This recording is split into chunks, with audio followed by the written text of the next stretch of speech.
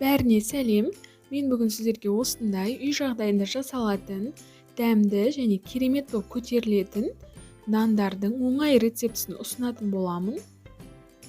Алдымен ыдысқа сүт пен суды араластырып құйып аламыз. Олар жылы болу керек. Біздің қамырымыз жақсы көтеріледі сол кезде. Үстіне дрожж, тұз және құм шекерді салып араластырамыз.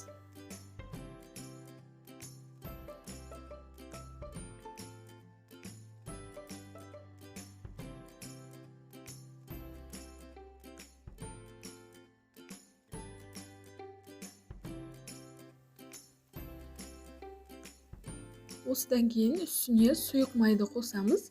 Сұйық майдың көбірек болғанның арқасынан бізде нандарымыз жұп-жұмсақ болып шығады. Барлығын араластырғаннан кейін үстіне ұн саламыз. Осылай ұнымызды салып, жұп-жұмсақ етіп қамыр илейміз. Ұнымызды електен өткізіп алған болуымыз керек.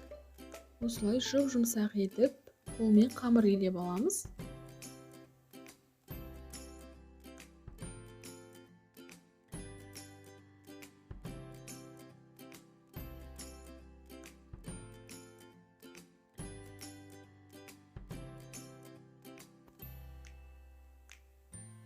Міне осылай дайын болған қамырды жылы жерге бетін жауып көтерілуге қойып қоямыз.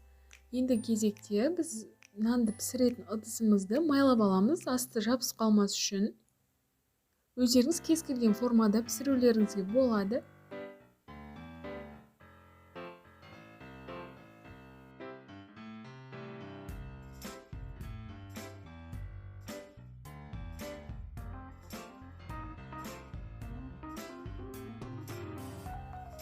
Біздің қамырымыз 1-2 сағатта осылай әдемі болып көтеріледі. Көтерілген қамырды 2 бөлікке бөліп, 2 нан пісіретін боламыз. Мысалы, егер сіздерге 4 нан керек болса, дәл осы рецепті 2 есе көп қылып дайындайсыздар, сол кезде 4 нан шығады. Қолымызға май жағып, қамырды 2 бөлікке бөліп аламыз. Және осы пісіретін ыдыстарымызға қамырды саламыз.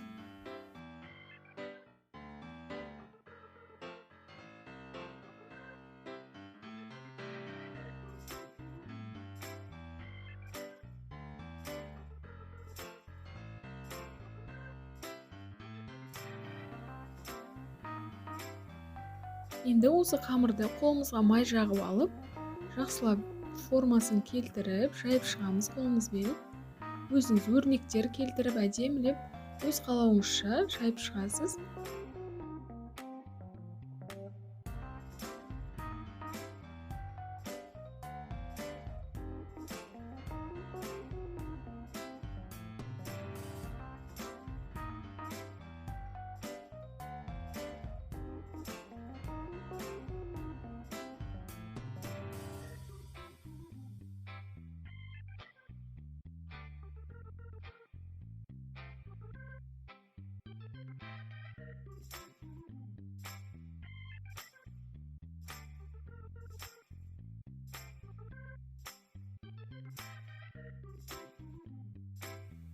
Енді осылай қамырдың орта жағын, яғни жайылған қамырымызды осындай затпен ортасына гүлдер келтіріп сәндеп шығуға болады. Өте әдемі көрінеді осының арқасында.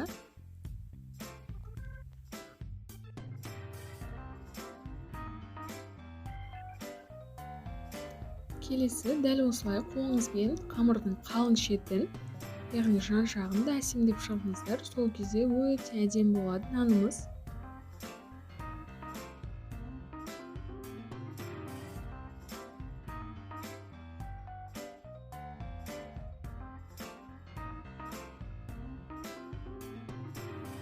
Енді осы қамырды пеште пісіріп аламыз. Әркімнің пеші әртүрлі болғандықтан өздеріңіз қарап пісіріп аласыздар.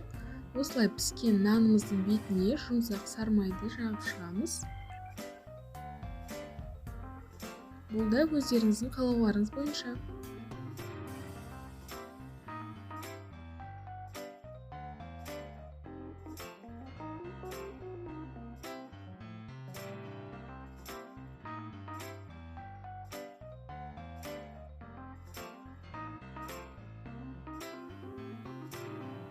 Міне біздің осы нандарымыз дайын болды. Міне жаңа айтқанымдай 2 нан шықты. Сіздерге осы видеода қалай шыққанын ішінде ашып көрсеттім. Қараңыздаршы, қандай керемет көтеріліп, іші мүлдем шикі болмай, дәмі де сондай дәмді болып шығады. Үйде өздеріңіз жасап көріңіздер. Өте оңай рецепт. Егер сіздерге каналымда басқа да рецепттер ұнап жатса, маған қолдауларыңыз ретінде тіркеліп лайк басып отырыңыздар. Ал сіздерге ас болсын.